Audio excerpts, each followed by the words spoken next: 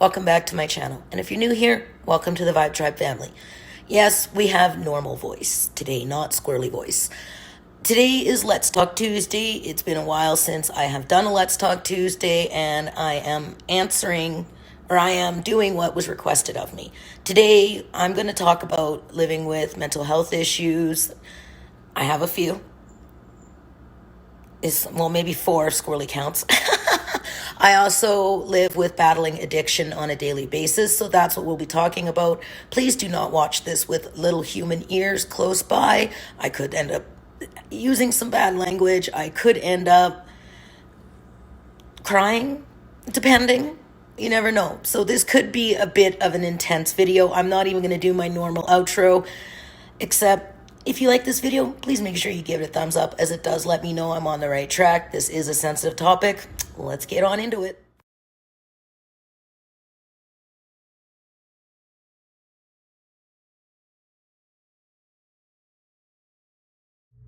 Hey everyone, how's it going? How's your day so far? Hopefully it's a fantabulous one. Cherri here, aka Diamond Art Addiction. Not that you didn't already know that. And I'm already starting out squirrely because I forgot my coffee. Squirrel! Alright, now we got the coffee. So, I'm gonna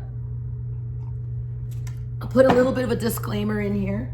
Please do not be listening to this around little human ears, as I am going to be talking about some very sensitive topics. As in the road to recovery, I had spoken a little bit about addiction and everything else. And some of you who are new to the channel, reached out and shared a bit and asked if I would tell my story. I do have these on my channel, whether it's Storytime Saturday, it's down in there, right? So it's been almost a year since I've discussed any what I live with, what I battle with on a daily basis. And I know a lot of you will probably understand as you go through it too. As you see, I am working on my craftably painting. I actually set Mom G aside this morning. The drills were sticking together and my grinder wouldn't ungrind them. So I'm like, okay, we're just gonna flip over and we'll work on it more when I get back. Yes, let me put that out there too. I'm actually pre-filming this. You guys will be watching this on Tuesday, the 20, whatever, it's the Tuesday. Now I'm pre-filming this. So I am leaving for the week after I'm done this is Monday. After I'm done pre-filming everything and getting everything good to go, I will work on Mom G again when I get back. It's too big to travel with. I am too afraid that something will happen to it, and no, I can't afford for that to happen. So I'm not taking the craftably with me either. I'm just taking a project with me. It's either gonna be mystical diamond art or pretty neat creative. So I decided when I was at our local dollar store, I decided to get some of that, what you guys call blue tack. This is white.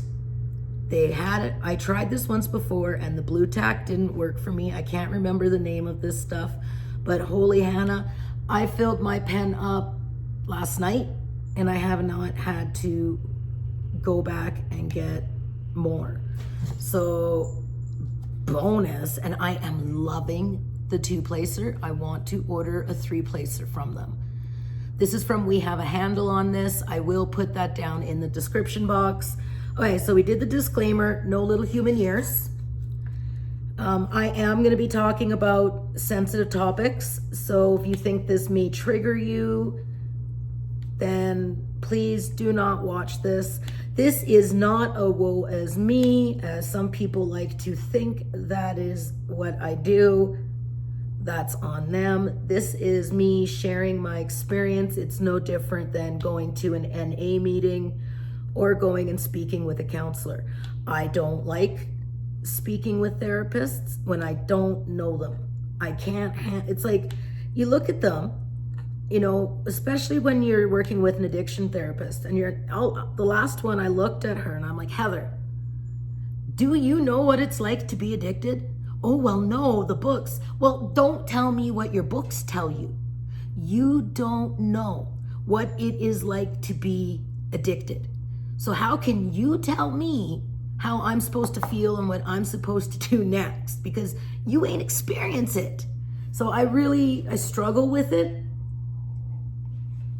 And then she's like, well, then why don't you become an addiction counselor? And I'm like, well, maybe I will. That was a while ago.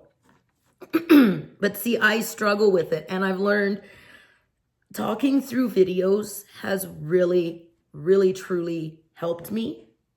I've gotten a lot off my chest. Like, I even shared my stillbirth story, and that was something I didn't think that I would ever do. You know, that was probably the most traumatic thing I've gone through in my life, was the loss of my son, which kind of goes hand in hand with a little bit of today. So let's get into this. I've always known I was different. From the time I was little, I always knew I was different from other kids. I never fit in. I was always awkward. I got bullied a lot because I had a weight problem until I was 16, and I got stomach stapling, and then that changed. But from elementary school, when you're bullied because you're different, like, I'm a medium. Right? I communicate with spirits. I always have been able to do it. It's just something that I was born with. And when you're a child, you think like this is normal, right? Like, my parents just chalked it up to, they have some imaginary friends, right? Ha ha ha ha ha. So they never, you know, plus I think it was mostly the bullying. And at age 11, I discovered cigarettes. Well, that helped me to fit in with some kids, the bad kids, of course. And the head rush that I got from it, I liked it. I liked it a lot, right? Smoking makes you feel good. It does. I miss it, but I don't want the health issues that come with it. So I will stay not smoking. 13, I discovered marijuana. Actually, the very first thing I ever did was hash. I did some blades. And that was kind of the beginning for me. Now, when they say that marijuana or THC is the gateway drug, I call bullshit. It's the person. I have an addictive personality. If you can get addicted to it, man, I'll go be addicted to it. So at 13, I discovered marijuana. I still to this day smoke marijuana. It helps a lot with the pain, and it's better than taking opioids. 15, I discovered cocaine and crystal meth. That was the beginning of the end for me. I was trying to cover up pain from a childhood trauma. What is my cat doing? What you be doing over there, Boober? Are you being a bad boy? Yeah, are you being a bad boy, getting into something you shouldn't? Boober. What are you doing? Are you getting into something you shouldn't? That's what I thought. You wait till Mom's done filming and then I'll give you some treats, but stop getting into shit. Sorry guys, squirrel! You got to hear me have a conversation with my cat. I do that all the time. Do you guys do that? Literally have conversations with them as if you know what they're saying to you? Yeah, okay, I'm weird like that. So, oh, he's going to be a difficult one today, let me tell you, boys and girls.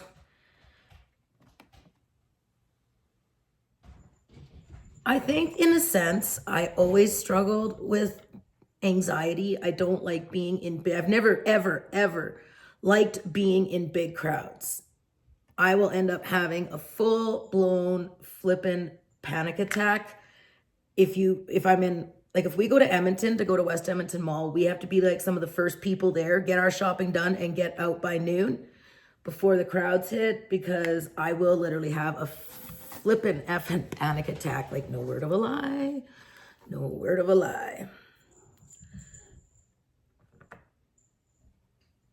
I don't know the exact moment when I was younger. I think for me, it was just always feeling not accepted, judged.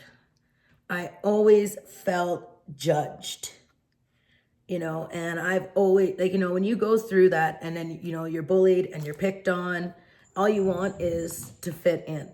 So, and you don't want to feel those feelings. So when I discovered crystal meth, it made me feel invisible. It took all the emotion, all the pain that I was feeling away. And I got addicted to that feeling. I did not want to feel anymore.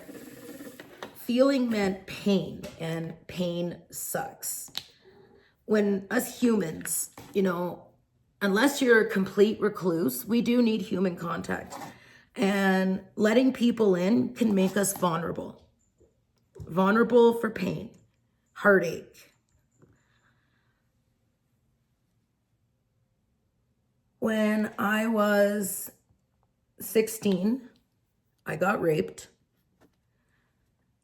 It was bad. It was horrific. There was more than one. I've never talked about this on my channel, and I'm not going to go into details about it.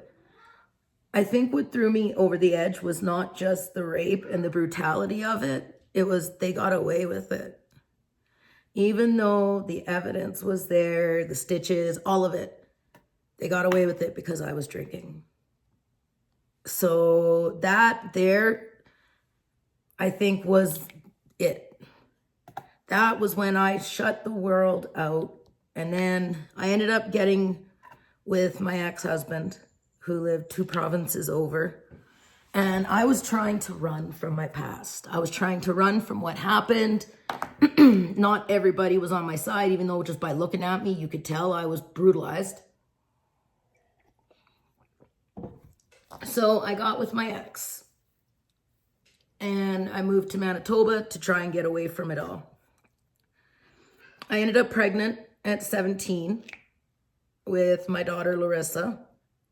I had her at 8 November of 97. I was 18. And I didn't really notice the mental health things. Like, I was clean. I got myself clean.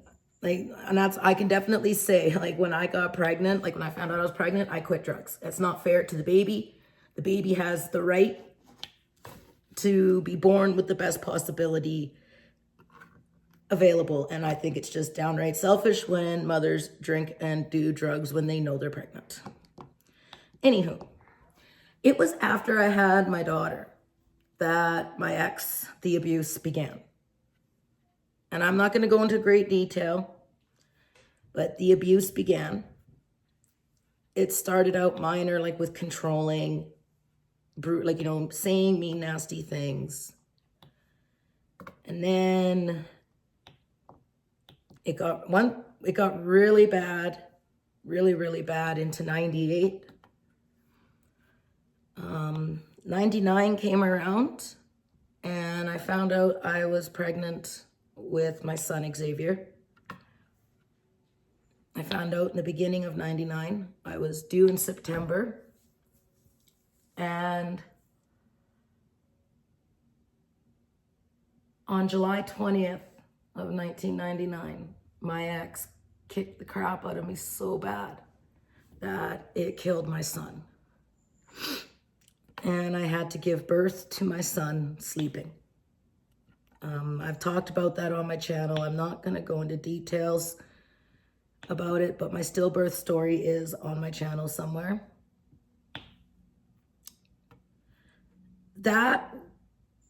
After that was July of 1999.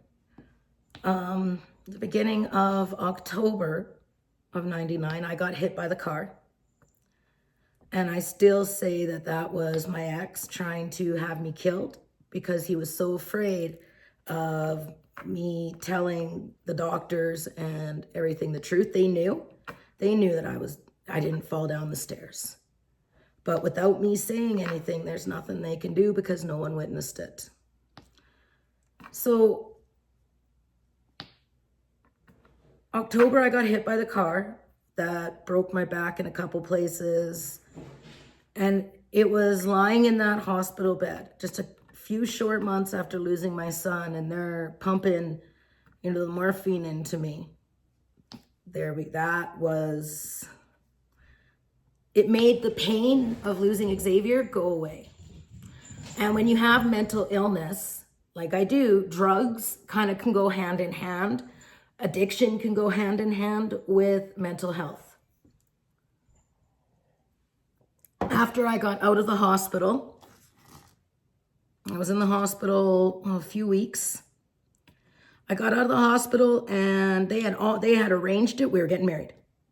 November 6th, 1999. I got married. I wore black. My parents weren't there. I was doped up because of my back. So I think they did that again because they were afraid, no, I can't testify against my husband, right? So I ended up, a few months after we got married, I ended up coming back out to Alberta because I was tired of getting beat. I was trying to leave. I know, and some people wonder why. Like, why would you go back? Or why would you stay with someone like that? Because they got you so beat down mentally and emotionally that you don't think you deserve better. You don't think very highly of yourself. And that's where I still struggle. Because not only did I have that relationship, there was the bullying growing up. There was the first marriage. And then my second relationship, my boy's father, that wasn't the greatest either. So I really have confidence issues, and I really second guess myself. Plus I have mental health issues. When I came back out to Alberta, I fell into drugs deep, like deep. Like I was into crystal meth. My daughter was being looked after by my parents, so I knew I didn't have to stress over that. And that's the wrong spot for you, my friend. Come on now. Listen, you go over there. Sorry, squirrel. Big squirrel. So I really got into drugs. And that was when the first time I ended up going to rehab, I was diagnosed with severe social anxiety disorder, borderline personality disorder, mild to moderate OCD. It's like A, B, C, D, E, F, G. But I didn't know any of this. Borderline, 100%. Yippers. People who have borderline personality disorder, there is no little pill to make it go away. There is nothing, to help with it except learning coping mechanisms. With borderline personality disorder, when we're up, we're good. We're good. But when we're down, oh boy, we be down. And we be down for a while. We have a tendency to freak out first, think later, say things before thinking, go off the handle easily, over emotional, very sensitive, and I'm learning not to take things personally. Like if someone does a post and they're taking a shot at somebody, with people with borderline personality disorder, they'll take that as an attack against them, even if it isn't. Even if it isn't, it's just the way the brain is wired. And then we sit on it and we think and we stew and we stew and we stew over it, and then next thing you know, with our brains, we've morphed it into something that it's not. And yeah. people with borderline per BPD, it's, you know, when we go down, it's really hard to stay motivated. It's really hard to want to keep going. It's really hard to teach yourself not to think everything's my fault. It's all me, right? Or to sometimes try to turn the tables and blame others. You know, we can sometimes do that. It is what it is, right? With the social anxiety disorder, if I get around too many people, I will have a panic attack. It's, you know, doctors and psychiatrists are always so quick to label you and give you a prescription. You know, when you look at it from a spiritual aspect, social anxiety disorder, I'm highly empathic. I can walk into a room with 3 or 4 people in there, and I will feel what each one of them is feeling. So sometimes you can walk into a room and you're bombarded with anger, sadness, you know, and you don't know why, and it can consume you. So I don't like being in crowds for that reason. Another reason, sorry, I'm just looking for the R's. R. Looks like I didn't cover all the H's before. Yeah, and look, guys, squirrel. I've learned to do the washi tape thing where you can just do this and cut pieces off. And yeah, thought I would give that a shot, see if I liked it or not. When you have mental illness, sometimes you feel alone. It can be very lonely, and when you're stuck with nothing but the thoughts in your head, that can get scary, peeps. That can get very scary sometimes. You know, there are some nights when I'm struggling, especially when I know when it's a insomnia night, you know, and you're sitting there and you're left with your thoughts. It almost feels as though I'm at war with myself. And through the past 11 years, you know, like I've been in and out of treatment centers, in and out of mental health hospitals, you know, and they're always so quick to label. Like, I've just learned to accept that I'm different. I'm different than other people. I'm not everybody's cup of tea. I'm okay with that. I am A-okay with not being everybody, you know. Not everybody is gonna like me. And I definitely don't like a lot of people.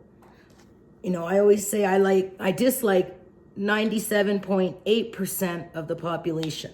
That leaves 2.2% of the population I can either tolerate or I like.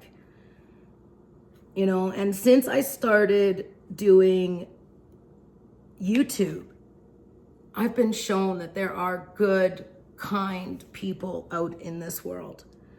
And I am blown away by how amazing some people are. You know, I'm dumbfounded by it, you know, and it's given me hope. And that's the thing I want to let you guys know. No matter what, don't give up. There were so many times when I was in the heat of my addiction and I didn't want to be addicted anymore. I didn't want to be addicted. I didn't want to be a mental case. I didn't want to hurt my family anymore. But when you're hooked, it's like that drug has you, you know, and ain't nothing worse than withdrawal. I have gone through my fair share of it, and I tell you something, going through that is almost enough ambition to keep a girl sober. Now, with my back, I have degenerative disc disease in my lower back due to the car accident. So they do have me on pain medication, but it is monitored highly by the doctor. The doctor knows my history. So, you know, I've been with this doctor for 4 or 5 years. Actually, I go and see him on Wednesday for my MRI results. and so on and so forth. Another reason why I'm going into Edson to visit the fam and go see the doctor and go from there. See what he has to say. Okay, I think I got all the R's. So, as I was saying, when you live with mental health issues, it can be lonely. It really can. Just because you can't see, same with having MS, if you have a chronic illness, if people look at you and you look healthy, they automatically assume you're faking, you're looking for attention, blah, blah, blah, blah. And that is such horse shit. If I ever did hear of any bullshit. Just because I don't look sick doesn't mean I'm not. Or even with depression. Depression can sometimes affect you so badly, it physically hurts. It physically hurts. When you're so depressed, you don't want to get out of bed. Even showering just feels like a chore. It's there. And as I say, I've always said it's okay to not be okay, but don't sit there forever. Have hope. After every storm comes the rainbow. That's why you guys will always see me do this rainbow with the squirrel, because there's hope, you guys. I mean, if I can beat it, anyone can. If you are in addiction right now and you're struggling and you need someone to talk to, please feel free to reach out to me. I know, you guys, I suck at getting messages back. I know. I have my notifications turned off. So that's why I don't see that you've messaged me. If I was constantly chatting with everybody, I would never get anything done. Now, I'm not sitting there like, oh, look at me, little Miss Celebrity. No. It's just, sometimes it can't, I love hearing from you guys. I love chatting with you guys. I just got to, like I said, I'm going to be using mornings and evenings when I get back from my visit. We're squirreling again. Squirrel. While I am away, I will not be on social media, it might be in the evenings, like before bed. I will be doing the video for this week. You guys will already have seen the post. I will try to make it to the live on Wednesday, but it may just be me in the comment section, as I am with family. Don't want to be rude. Hence why I am pre-filming videos. Last time I went away and I didn't have pre-films, I guess people asked me the next time I go away, do pre-films. And you know what? This actually gives me a chance to get ahead. And I know you guys would be like, don't worry about it. And it's true. Those who matter don't mind, and those who mind don't matter. I love that saying. Just like I will never silence myself to comfort another. I'm 41 years old, and I'm slowly getting myself figured out. It's taken me 11 years to get where I'm at now. We are forever learning on this journey. I think the biggest thing I had to do was forgive myself. That was the start 11 years ago, was forgiving myself. And I'm not those things that the abusers and the bullies did. I am none of what they did, of what they said. That's them. That says more about their character than it says about my character. And remember that if you're in the position where you're feeling bullied, and I'm going to share with you guys the definition of being bullied. Okay. You ready? It's not someone said, someone gave you asked someone a question, like, say for example, What do you think of my video? And if someone gives you their honest opinion, it's not them, and you don't like it, that's not them bullying you. Bullying is people saying nasty things, laying their hands on you, constantly harassing you, saying mean, nasty, awful things. Bullying is not, I don't want to be your friend, so that's not bullying. That is not bullying. And sometimes I think the bullying term gets said too loosely.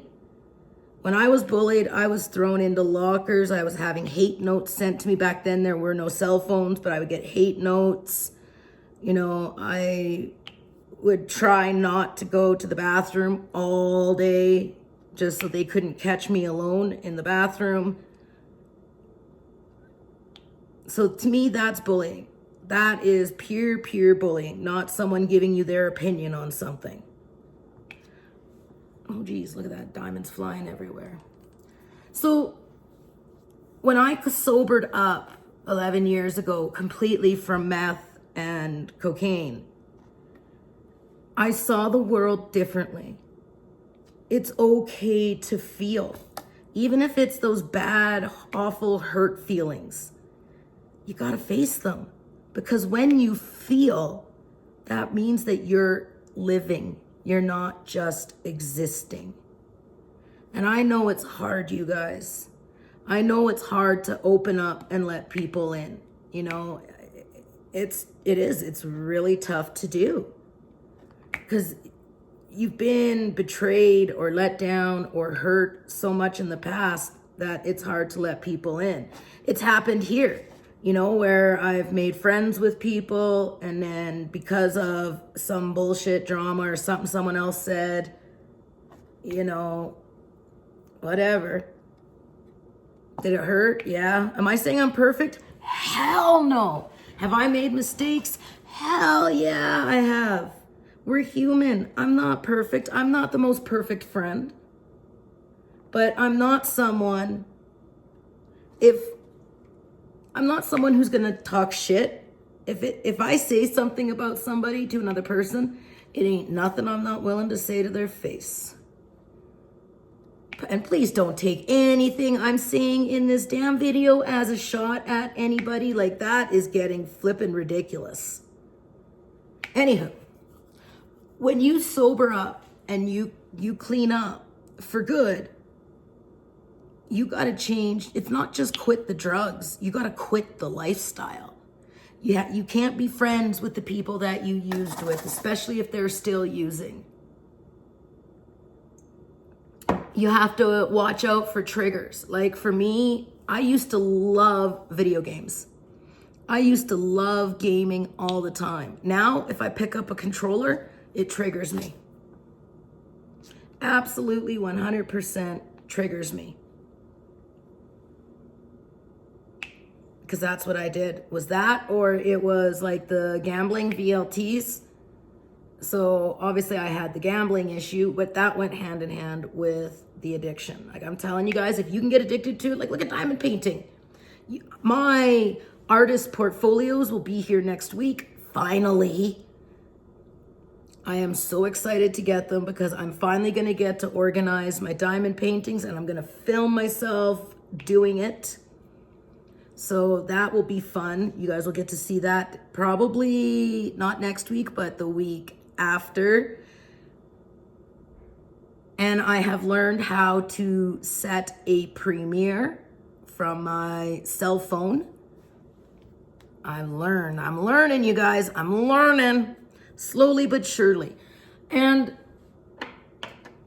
I'm not going to sit here and tell people how to cope with things or deal with things, because we all cope with things differently. And that's something that, I've had to learn. Everybody deals with things differently. Everybody handles things in a different manner.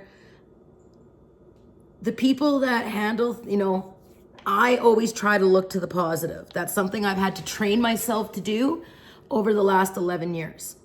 Like when something shitty's happening that's beyond my control, I try to find the positive in it. And people are like, well, what the F fuck is so positive about that? It's a lesson that needs to be learned. So you learn the lesson, right? Maybe it's a little karma coming back at you, because man knows that shit happens. If you are in a depressive state, please know you're not alone. I am a message away. I may read your message and then heart it. If I can do voice messaging, then I'm okay. I can voice message till the cows come home. It's the typing that I struggle with. There were days, and sometimes I still do get days like this.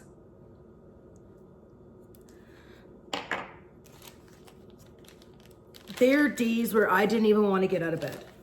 I don't, even some days now, because I fight it, right? When I go to a low. I don't want to get out of bed. I don't want to shower, even diamond painting. And I mean, you guys can pick up on it like that in my videos. Like, I am very transparent. I'm very, very, very transparent. Yeah, I just gotta look for my new color. There she be. And what I mean by transparent is I wear my emotions on my sleeve. Someone can look at me and know exactly what I'm feeling. They could hear it in my voice. So I can't hide it when I'm having a bad day or I'm having a bad spell, so to speak. And that's something that I can't change. And I refuse to change. You know, what you guys have seen from me is who I am. What you see is what you get. I hold back, yes. I filter. I have a filter. Because that's something that I've learned over the last couple years too. You know, you gotta speak your truths. By not speaking your truths, you're not benefiting anyone. The only thing you're doing is you're hurting yourself. And I always say there is a way to say things. You can say anything you want with kindness and respect. But the moment that kindness and respect goes out the door, well, let's have at her, boys and girls. The gloves come off and boom, let's dance. You know what I mean? Like, as long as if people have a problem with me, come talk to me. I ain't gonna bite your head off. I would rather you come talk to me than talk shit in the community like some of you have been. You know, like, I just personally think that people who do that are so miserable within their own lives that talking shit about someone else makes them feel better. And really, I feel sorry for people like that. And if you think I'm talking about you, you need to ask yourself why.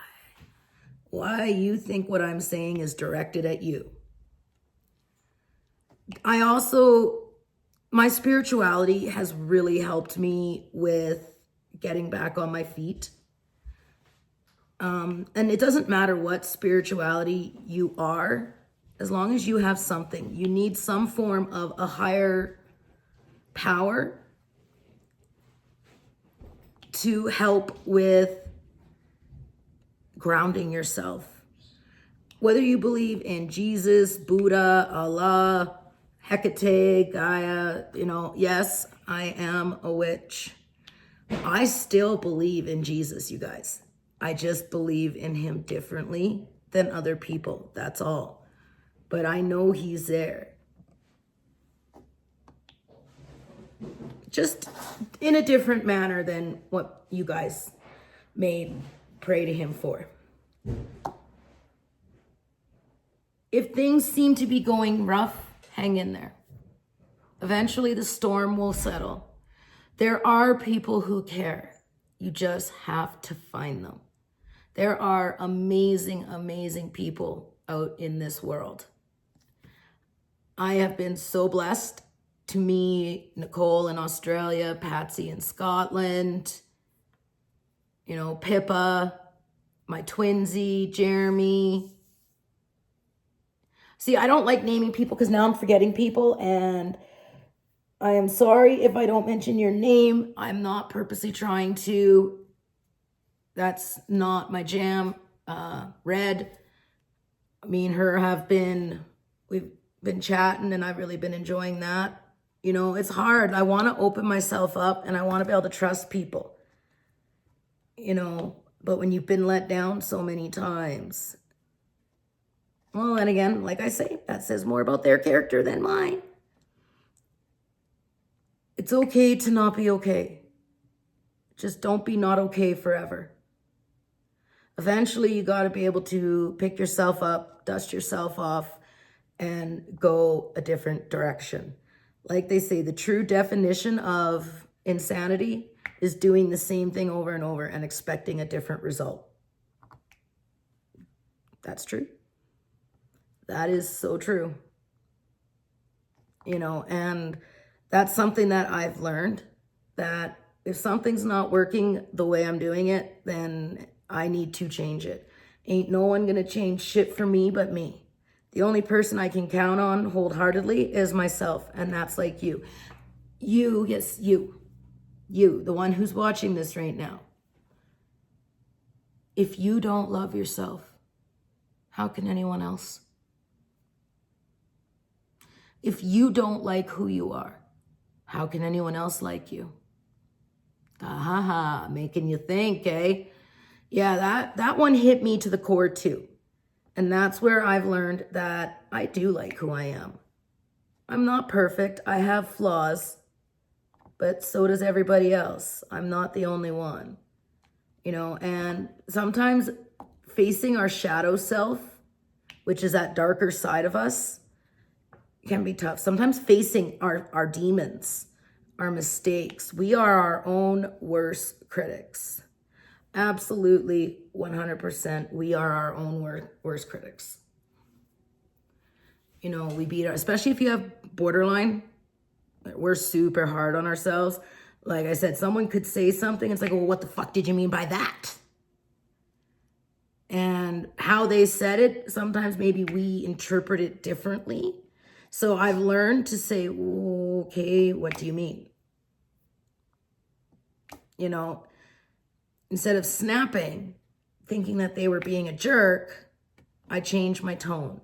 That's another reason why I like voice messaging, is you can hear tone and then you know what they're trying to say. I've had it happen where people think I'm being a bitch when really I'm not. It's just they're interpreting what I'm saying differently than how I wrote it. So when you do voice messaging, there's no misinterpreting that. And yeah, I could be a little musical and rambly. Oh yes, that would be me. Living with mental illness and fighting addiction is a daily battle that I'm going to have for the rest of my life, just like you guys are. That's another reason why I started this channel, was to share my experiences. I know I have a dear friend, Connie, who is coming up on 1 year clean from heroin.